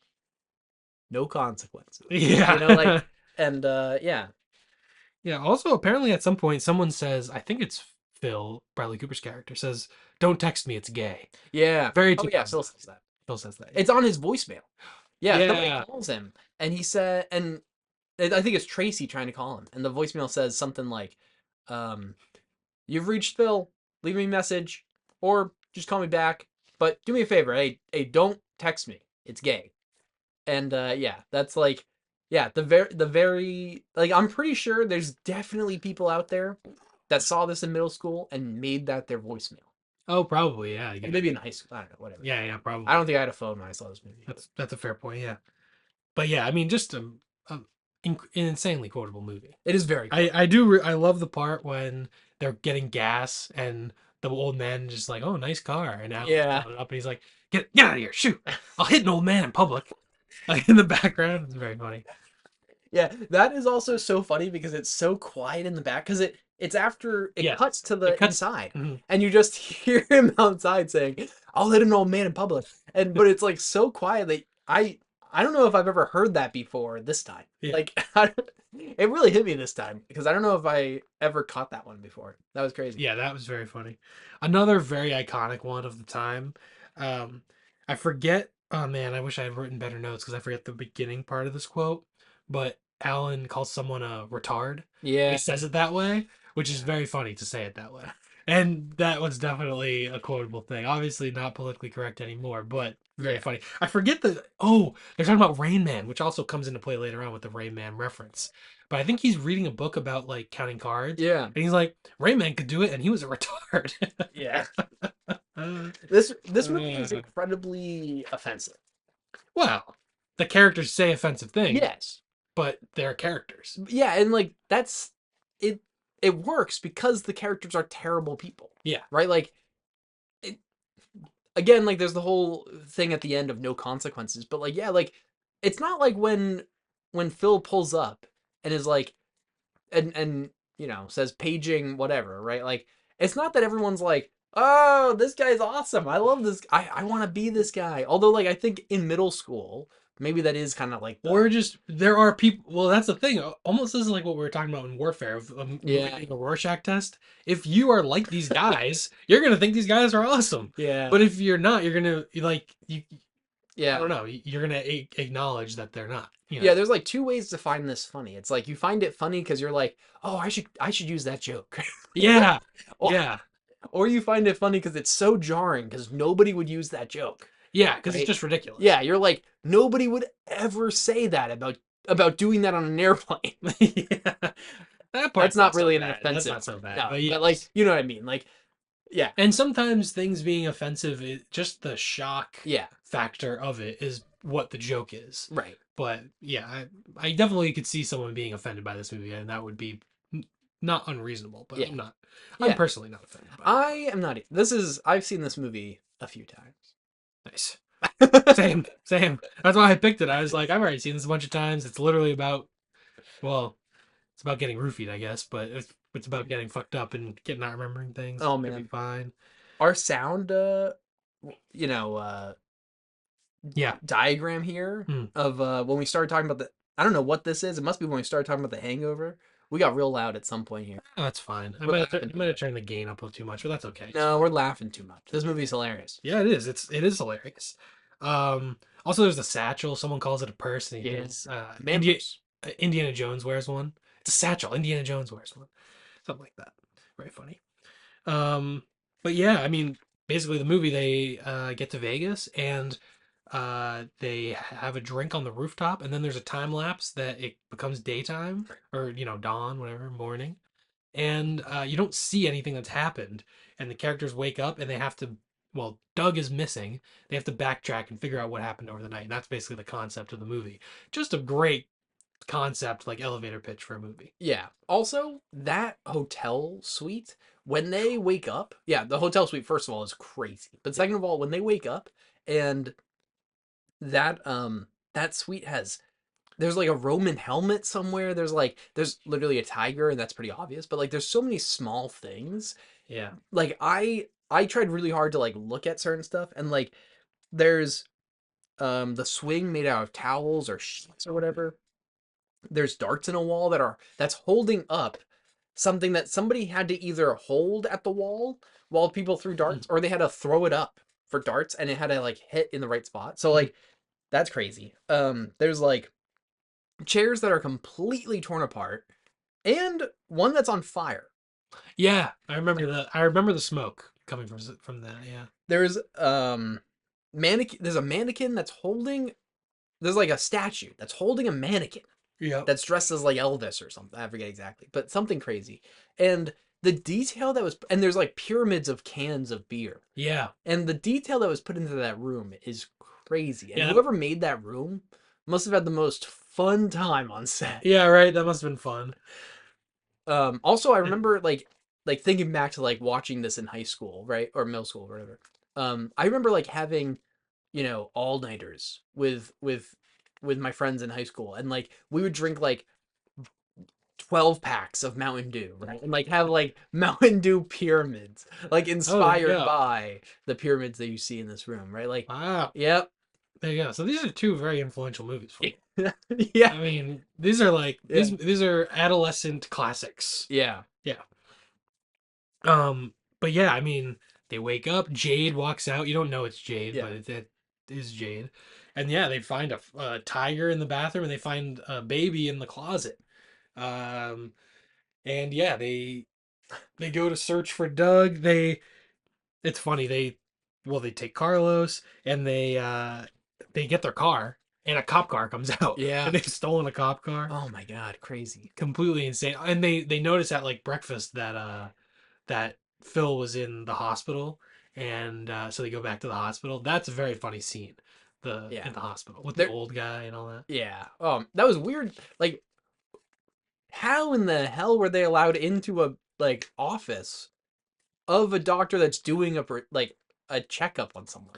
That's Yeah, crazy. that is actually a great point. Everyone in this movie is like an asshole to some degree. There, Yeah, no, the no doctor. one's good. Maybe Doug and his wife are. They seem kind of chill. They're kind of. There's not much to their characters. Um, but yeah, every like like the police later on are like, they're fuck ups because they let their car get stolen, but they're also like They sadistic and oh yeah, my they god. tase them, yeah, for fun and they're laughing, which also is like this movie is very funny in that way, but also when you take a step back, like the worldview of this movie is so cynical and negative about Yeah. humans that everyone is selfish and idiotic and mean spirited and very Todd Phillips. Todd Phillips. Yeah, exactly. That's like his this movie and the Joker might as well. I mean, you can watch them back to back. It has the same worldview kind Yeah. of humanity as humans being awful to each other. Yeah. Um, but yeah, uh, Yeah. It's really interesting that the like everybody in this movie is to some degree like not a not a person to be looking up to yeah. necessarily, right? Like Actually, Jade is probably one of the nicest people in the yeah, movie. that's She's true.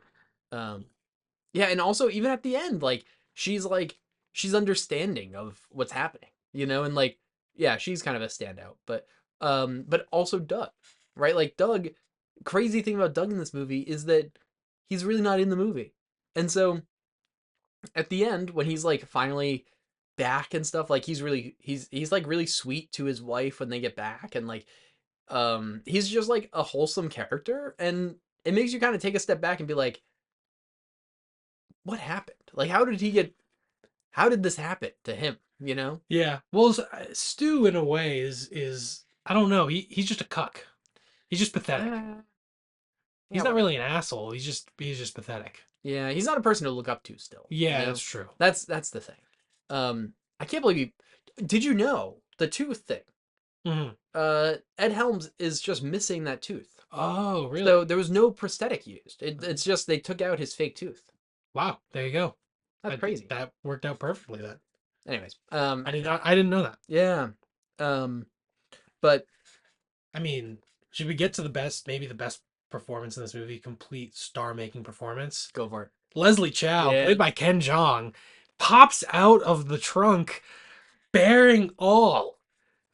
Large bush, small penis, just out. And smacking people with crowbars and Oh man. going absolutely crazy. Just what a great character introduction. Yeah, and yelling and screaming and Oh yeah, yelling and screaming. yeah. Just It so many great lines from him too. yeah. Um yeah. Also like the surprise that those three people felt because they thought they were gonna find Doug Yeah. and they did not. No. No. Yeah. Yeah, I just think he's so funny in this movie and yeah. Yeah. Also, I want to backtrack real quick because you mentioned the hospital scene, which was hilarious. Yes. There's a point when the doctor is telling them where to go for the wedding. They were gonna go try to find where Stu got married, and he says Yeah. it's at the corner of get a map and fuck off. And Yes. I drew it. Nice. I There drew it a little is. map. Nice. Yeah, that is funny. But no, sorry, but yeah, Leslie Chow in this movie. Leslie Chow is quite a character. Oh yeah, and that's why in the second one he becomes such a bigger part of the movie. You need more Chow. Yeah, But yeah, yeah, he's really great, very iconic. Um, yeah. yeah, Also, maybe even more gay than Dr. Frankfurter. It's up for debate. Who's more gay? yeah. That's a good question. That's a good question. Is Leslie Chow an offensive gay stereotype? Uh, I don't think so. I I don't. don't think being like a drug crime boss is a gay stereotype. Yeah, I don't know. Toodaloo, motherfuckers. I just want to quote the movie over and over. It's not good podcast content, but well, frankly, I was really enjoying the movie, and I didn't write good notes at all. I just wrote down like, oh, they're at the cop car, they go to the hospital, they go to the chapel, like, Th- that is crazy because that's what I did for Rocky Horror. yeah, For this, I actually have like some notes written down, but I mean, it's not like particularly well written. But like, yeah, um, the I will say so. One thing that I kept track of along the movie is Phil and Alan grow this bond during the movie. And at first, so when they first meet, Phil's like jumps in the car at the school and says, "Who the fuck's this guy?" And Alan's like, "Dude, I've met you like 4 times." yeah. And He's like, oh, good to see you, yeah. man. But then as the movie goes on, right, like the two of them actually get really close. There's like some points when well, there's a point when they're getting the car from impound and Phil is like, "Man, are you okay? Like, what's up, man?" And Alan's like telling him how he's worried about the car and he's worried about all these things. And he's like, he pats him on the back and he says, "Don't worry, man. Like, we'll figure it all out." And then Stu comes over and he's like, "Oh man, we are fucked, right?" Like, and he's like joking, and he's like not even joking around necessarily, but he's just like, Being negative. yeah, being very negative. And Phil's like, "Man, stop. Like, Alan, dude, we Yeah, gotta yeah. cool it. You know, like Alan is really worried, man. Like, let's bring it in." And as the movie goes on, there's more and more of those little moments when Alan and Phil are bonding, Mhm.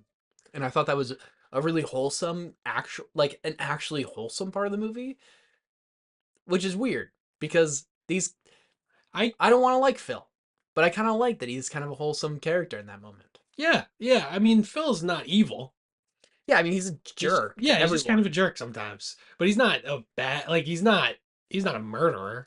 He's not a No, you know what I mean? Like if they are I think all the characters feel like very relatable just people in that they're flawed, but they're none of them are evil. You know yeah, what I mean? yeah.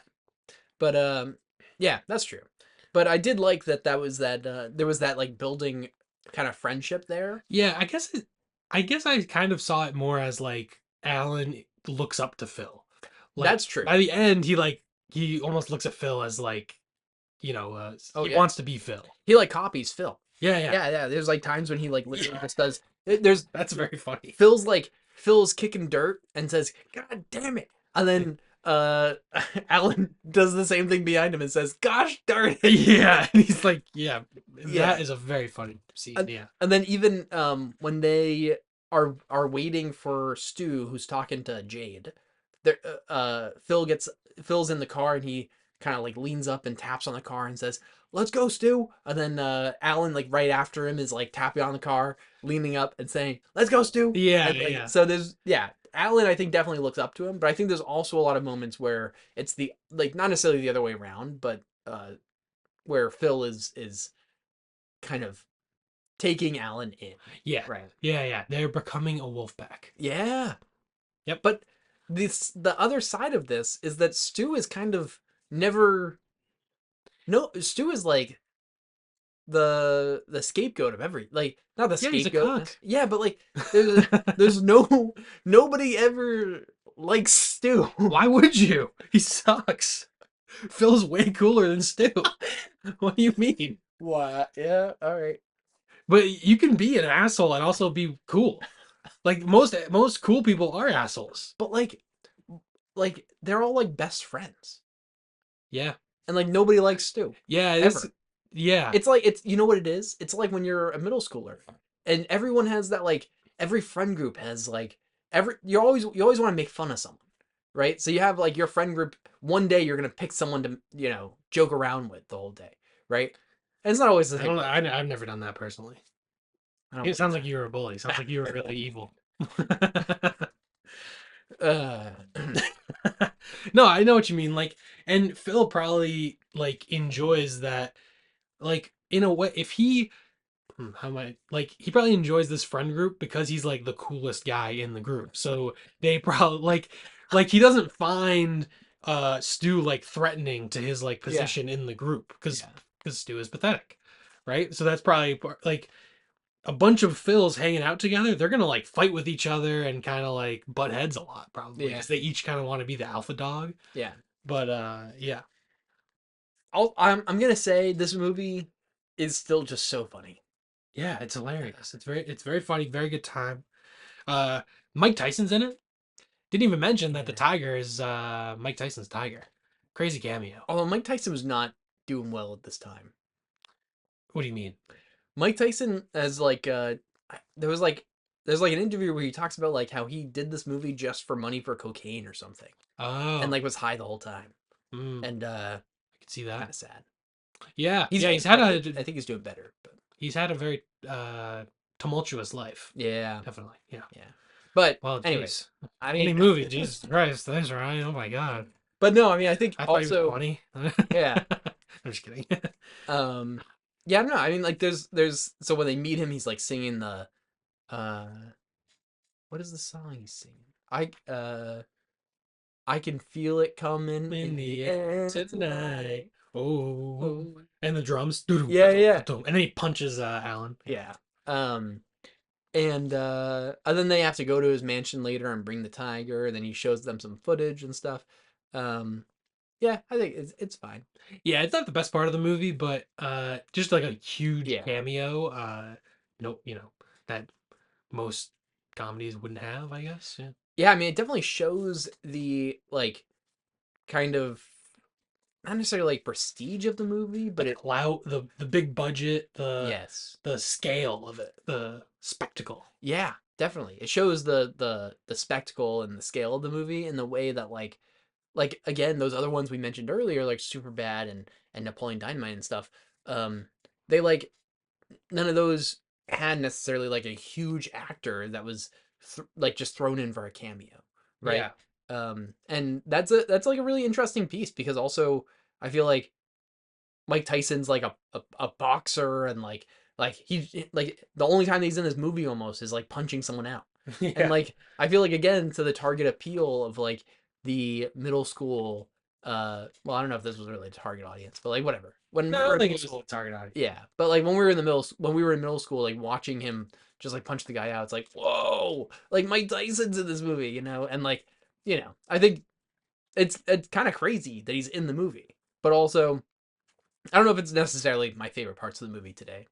Yeah, yeah, I agree. I think also like the beginning of the movie, over the opening credits, there's a Danzig song, and it's like uh the chorus of it. There's a part where it's like when I was young, and Mm. that's in the part of it. So I do think part of it is like people looking. I don't know, like if you're younger, you can look forward and be like, "Oh my God, that would be so cool!" Like we all partied and got fucked up, and then we met Mike Tyson, and Yeah, it's so right, crazy. right. But also, people can look back on their glory days in a way, and I think that's Yeah, part of the appeal of the movie. And like with like Superbad, I'm thinking of as a comparison, like the relatability is such a big factor of what is so funny about it. And I think this movie is like you take some relatability, but then put it in like this like larger than life scenario, so that when people are watching it, they're like, oh, wouldn't it be so cool if that happened, kind of a thing, which is just kind of maybe a basic appeal of the movie to like a general audience. I don't know. yeah, definitely. There is an interesting piece of this where like I think that like I was talking about how I think Rocky Horror maybe isn't as applicable today for people in those in the shoes of watching it for the first time. Um and I wonder if this movie kind of similarly like isn't necessarily like modern. I don't really know. Maybe I'm just thinking it hasn't aged as well where like some of the stuff like I feel like people are maybe a little more tuned or like sensitive to some of it, right? Yeah, probably the slurs and the Yeah. non-PC language people might not like. Yeah, the stuff we've recreated on this, yeah, we're gonna publish online for everyone to cancel us. You're Um, allowed to say that you said when you're not allowed to though. I'm really dumb. I'm allowed to say it. You don't know my IQ. You don't know my IQ. Oh If man, it's low enough. dude, I have way too much editing to do on this podcast. Um, Uh, no, I'm not really editing that out. yeah, you can leave it. I don't Yeah, care. you're getting That's canceled. fine. That's fine. Don't cancel me, guys. If people want to cancel me, I don't want them anyway. Come on. Um, no, but like, so, anyways, I do think that in a way, neither of these movies have particularly aged well. Like, not that Rocky Horror, I think, like aged poorly, and well, I mean, yeah, right, like with the sexual assault stuff, right? Like, I think neither of these movies have like the same appeal that they did 10 years ago. right? Yeah, yeah, I can see that. They're kind of like lightning in a bottle. Yeah, yeah. Which is interesting because like maybe that's also part of why like Superbad and Napoleon Dynamite still have shirts around and not so much this, Yeah, yeah, right? that could be it. That I definitely could be it. I haven't watched those movies in nearly as long, but like I would guess that they're probably a little bit more tame. Yeah, super bad. Yeah, yeah, they Like yeah, I don't know. certainly more than this. Yeah. They're not as offensive. There's a lot more wholesomeness to them also, I think. Yeah. But yeah. Also Mike Tyson, like, probably one of the biggest celebrities and athletes of the 90s. So I do think also that is, Mm. I mean, like Todd Phillips making this is probably in his 40s ish. I feel like that is probably that, um, for people that grew up in the 90s, like that is a big cameo to get. Yeah, definitely. No, but Um that could be also part of the reason, like, frankly, if like some random 16-year-old today watched it, they'd probably be like, who's that guy? Oh, he was a boxer? he Okay, I don't know. he fought Logan Paul, right? Oh, Jesus. Yeah, maybe, right? Yeah, dude, that's the guy that fought Logan Paul. Yeah, That's the guy that got beat up. That's the old guy that got beat up by Logan Paul. yeah. Damn. Is that the guy, Logan Paul, right? It was Jake Paul, I Jake, think. damn it. That's okay. It doesn't matter. Fuck him. Uh, yeah. Also, Yeah, that's a good point though. I know. Fuck the Paul brothers. They're annoying, right? Oh, Oh, yeah. I mean, I meant the Tyson thing. Yeah. Um, no, no. I was. yeah. Yeah, I gotcha. But yeah. Also, another iconic part of the movie, the song "What Do Tigers Dream Of." Yeah. Very iconic. Actually, there's like I feel like a lot of this movie oddly has a lot of songs in it. Mm, In terms like songs that people sing. The Tigers Dream Of. There's the We're the Three Best Friends. Um, that anyone can have. and was there one more maybe? Well, Mike Tyson sings Oh yeah. "Coming in the Air Tonight." He's playing on the piano. There's also a bunch of songs on the soundtrack that Yeah. play. Yeah, like the music in this is very iconic, definitely. But Yeah. even yeah, like those two songs that are like kind of sung in the movie are kind of And at the very end, there's the guy at the wedding who's singing "Candy Shop" or something, like yeah. all very sexual and weird. That's funny. Yeah. Yeah. And like everyone's like slow dancing kind of, but also like looking at him like what the hell? Yeah, yeah. Yeah. That was funny. But yeah, Yeah, was that a famous guy? I feel like I recognized him, but I don't remember who he was. I didn't Yeah. recognize All him. right, cool. I don't know. Um, another quote that is very problematic, but was very funny to a middle school boy who did not know any better. It's funny because he's fat when he Mhm. falls, Yeah. and he laughs at Alan Alan. for being Yeah. fat. Um, Yeah. hasn't aged well, but was Yeah. very quotable at the time. Yeah. Just had that written down. Wanted to note it, I guess. The You just movie wanted hasn't to aged you well in just a lot wanted of to say ways. Well, yeah, I've it's that's the end of the podcast. Toodaloo, motherfuckers. no, um, yeah, definitely. Also, there is a whole like roofies element to the movie. Is that Yeah. like it's kind of a weird part of the movie? I don't know. There's the part when they're in the office too, the doctor's office, and um and the doctor tells him, "Oh, your toxicology report just came back. Looks like you had rufalin in your system. You know, the date rape drug." Yeah. And then Phil says, "Was I raped?" And then the doctor goes, "Actually," and then like looks through the papers for like a few minutes, and like yeah, like there is definitely that element of like that part probably hasn't aged well either. Yeah. Just the whole roofies thing. Yeah. Yeah. Yeah. Roofing your friends is not cool. No, definitely not. The characters do a lot of things that are really bad, but for whatever reason, I'm just like I'm able to just enjoy the movie and enjoy the shock. Like it's just supposed to be shocking Yeah. and raunchy, and that's kind of the point of it. Like it's not. I don't know. Maybe people watch it and take the wrong things away from it, and maybe that is a problem that people would have with the movie.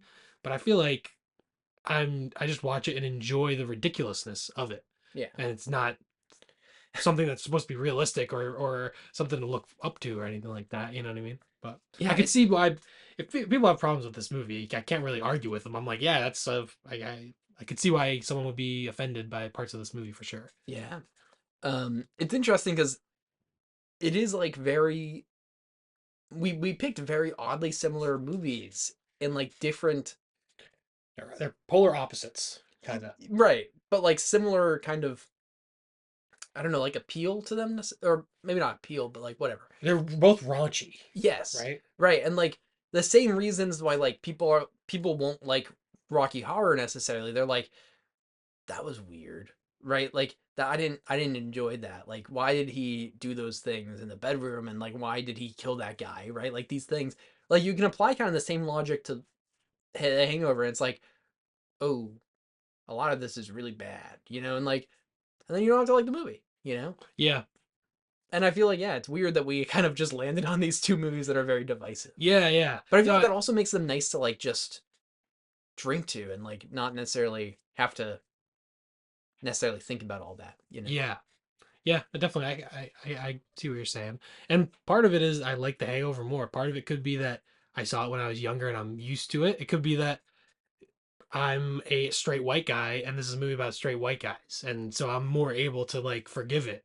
And maybe that's just my own subconscious biases. It could be, but like I think also just comparing these two, which also people, this is the only podcast that's comparing Rocky Horror Picture Show and The Hangover. These movies have fucking nothing in common, but we Yeah. pair them together and we're comparing them. Shane, I'm But sorry. We're not a podcast after this. this is the end. This is the divisive episode. Well, we don't have sponsors. We don't have video. We can say whatever the fuck we want. That's right. But yeah, like I think The Hangover I just find funnier, and that's part of the reason that I enjoy it more. I still don't think it's like a masterpiece or anything, but I think that's just my personal preference. Like I just laughed more at The Hangover. I'm also not a big musical guy. Like the music in Rocky Horror, like they were like upbeat and catchy, and I didn't dislike any of them, but I didn't necessarily love any of them either. Hmm. Um, so I feel like The Hangover I just find very funny. So yeah. Yeah. I also did find this movie still very funny. Oh yeah. Um, yeah, I mean, and again, I don't really know how much of that is nostalgia, thinking back to when I watched it the first time versus just enjoying watching it this time. It's a funny, like, there's funny bits, and yeah, I don't know. Do you have anything else to say about it? Or should we give our ratings? So long, gay boys. Yeah. Shane is gonna be quoting this movie for a month. I love it, man. I kind of want to watch the sequel. I know it's not good, but I just want to watch it just for fun. Shane, when we lived together, I think we watched the We three of watched them all three of together. them. Yeah, We did.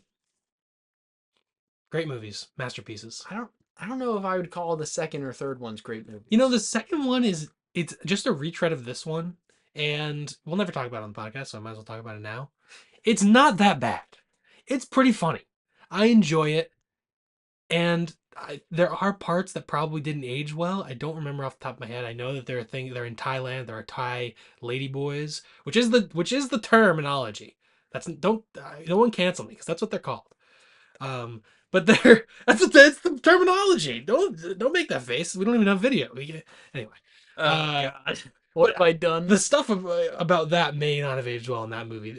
Certainly, I definitely remember that. And it is basically a retread of this movie, so it's not great, but you know still What the enjoyable. hell happens in the third one? They Tell me the like setting.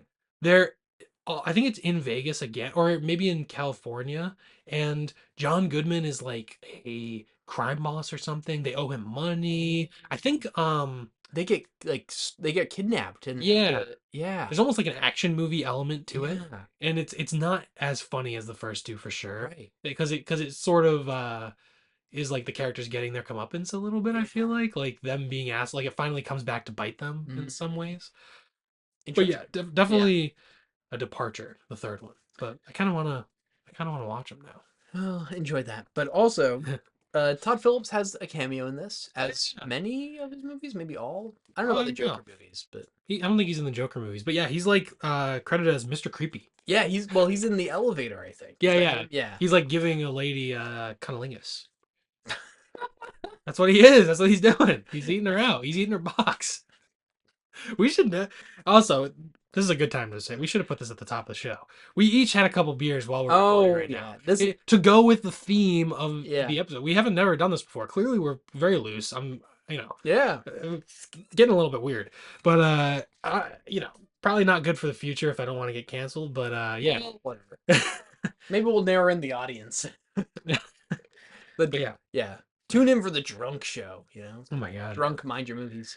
Yeah, that'd be funny. We could do that as like a sometime down the road, hundredth episode or something like Yeah, that. That yeah. could be funny. Um, and we watch like Leaving Las like movies about alcoholism and like just the saddest movies ever. Oh man. Here's an episode on Showa.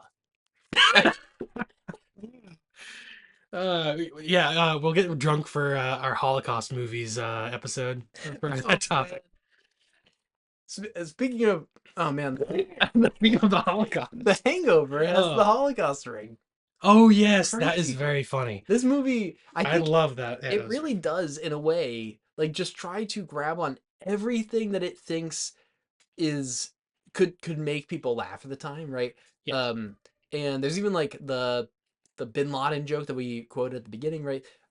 And there's like just everything, right? It just yeah. yeah, I think the main that's the thing with the movie is that maybe part of the reason I give it like leeway with the offensiveness is that like I know the goal is just to make you laugh yeah, and the some of the things that are just shocking, it's just that's why it's funny. It's because there's a turn and you're not expecting when Stu gives uh Jade his grandma's Holocaust ring, and he's like, "Oh my god, I gave her my grandma's Holocaust ring." Alan going, "I didn't know they gave her rings at the Holocaust." That's hilarious. yeah. It's And like like, shocking. Like nobody actually would say that. yes, exactly. Yeah, And that's just part of why it's funny. But also, if someone was a Holocaust survivor and they heard that, maybe they'd be offended at that. Like yeah, I wouldn't blame someone for being offended by it, but I personally am not, I guess. right, yeah. So anyway, long story short, I gave it 3.5 stars. I also gave it 3.5 stars. There we go. Um, wow, that's kind of fun. I was this whole time I was building up to you saying like 4.5, 4 stars. No, it's not some amazing movie. You know what I mean? Like ultimately, we haven't talked about really any of the filmmaking. We've just talked Yeah, about the funny quotes. yeah, But like, that's true. it is pretty good storytelling. The way that they backtrack. I think it is a pretty ingenious like gimmick. Um, but like, yeah, I don't know. The like Yeah, filmmaking style is a little bit basic Hollywood, like big budget kind of thing. That's not yeah, necessarily my favorite thing. I guess I don't know. It's not a perfect movie, but it's very good, very enjoyable for what it is. I think. yeah. Well, the average. So if we do our rating recap here, we get 79% on Rotten Tomatoes, 84% audience score. Whoa, only one less on each than Rocky Horror. Impressive.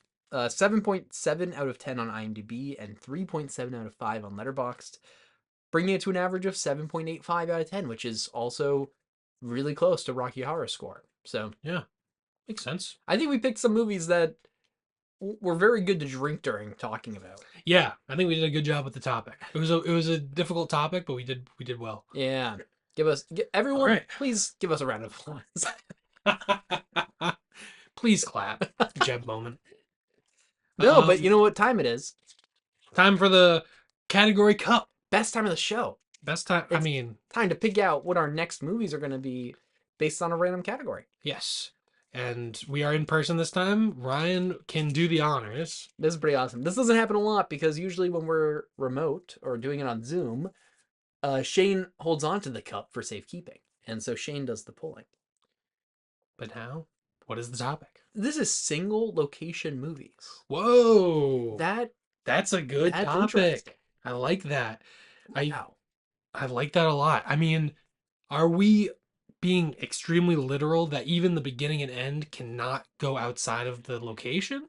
Like, how specific do we get? Yeah, that's a good question. I wonder you know what the first thing that came to mind for me was this movie Buried, which I've never actually seen, but it's I think it's like Jake Gyllenhaal and he's like buried alive. Or no, Oh, it's Ryan Reynolds, I think. I get the two of them mixed up. Um, so I don't know, it's one of them. interesting. Very I've never seen it. great. I've never seen it because a movie entirely set in a casket seems horrible to me. Like, it seems really claustrophobic and not fun to watch. But yes, it's Ryan Reynolds. Do you think Ryan Reynolds and Jake Gyllenhaal look similar? I think they. No, I actually have an unpopular opinion here. I think Jake Gyllenhaal and Tobey Maguire kind of look similar. All right, get the fuck out of here. This guy had too many beers. Really? I've I They will don't look similar. I've thought this for the longest time. Oh Yep. no, no. I don't know. I just don't agree. Toby, no, no, no. Look at that movie Life. Weren't they in that together? Yeah. Oh, Go okay. look. They look really similar. Uh, Very bad idea to cast them in the same movie because you'll mix them up. does Clue count for this? Looking at them side by side, they don't look as similar. Yeah. There you go. But when I watch them separately, I mix them up. Anyway, Clue. I think it's mostly just at that house, right? Right. I think one house would be an acceptable thing. Reservoir Dogs. That's well, And there's a lot of this too much. flashbacks, and they go to different. I mean, you might be able to sneak it in, but I don't know.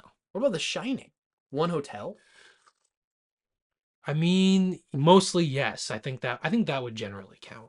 but There is Cap. a little bit at the very beginning, Yeah, but but Cap. we're back after much deliberation. It took us fucking forever to pick our movies for our next episode. We are Oh my due. God, that might be like 30 minutes or something. Well, it cut it out, so none of it's in there. And Yeah, they won't know the you won't see difference. it, And no one will hear it. Nothing. but that's a lot. That took us. That might be the longest it's taken us. Yeah, there were a lot of options, a lot of borderline, a lot of movies that, well, it's mostly set in one location, but I don't know. So we had a long time deliberating. I ended up picking Rear Window, which was one of the first things I thought of, and I deliberated about a bunch of other shit, and then I just ended up sticking with my guns and going for Rear Window regardless. Yeah, The and original, obviously. There's a remake yeah, with Superman. yeah. Yeah, I Um, actually haven't seen that. and I'm picking found footage, Wreck. The 2007 like 80 something 87-minute movie. 78, I think, 70 allegedly. crazy. Yeah, it's Um, Spanish, right? yeah. Yeah, Um, yeah. This will be a weird episode. yeah. We're gonna get spooked and Yeah. suspensed. Yeah. Ooh, oh my god, what's going on? Oh, We whoa. can't leave the room. We All the window. It's right there. right. just dive out the window, Texas Chainsaw style. All right. Okay. Well, those Well, are our picks for next episode. It'll be the episode. Well, no, next episode is going to be Sinners, which we're very much looking forward to, and then the episode after that will be Rear Window. Rear yes. Window. Which is Wreck and Rear Window. Yeah, if you couldn't figure it out, is From us. Rear Window. So yeah, Okay. Well, and don't worry, we won't be drunk next time. oh, yeah. I know also we've rambled a lot this episode, but if you guys have thoughts on Rocky Horror Picture Show or on The Hangover, uh, please let us know how you feel about those movies. Do you agree with some of our thoughts? Do you think we are just too drunk to be talking about these movies? Yeah, whatever. Tell us, please. Let us know however you normally try to contact us if you do. Brother. Yeah, go to our letterbox, Mind Your Movies. I think it's Mind Your Movies podcast, all one word. Just mind Uh, you. yeah, yes, Mind Your Movies, all one word on Letterboxd. Mind Your Movies podcast on Instagram. Also, if you go to our letterbox, you can find our podcast links, our YouTube, our Blue Sky, all that good stuff. And yeah, leave us a comment, give us a follow, etc., etc. If for some reason you liked this episode, like like like it on YouTube. If you watch on YouTube, give us 5 stars. If you found us somewhere else, like Spotify, our we have a few more 5-star reviews on Spotify, which is kind of cool. Oh, So nice. feel free to keep popping those. I mean, it's like 4 or something. Hey, that's pretty good. It used to be 0. So feel free to keep let us know that you're enjoying our stuff if you want to. Whatever. I think we should sign off. See you next week. Ooh, motherfuckers. So long, gay boys.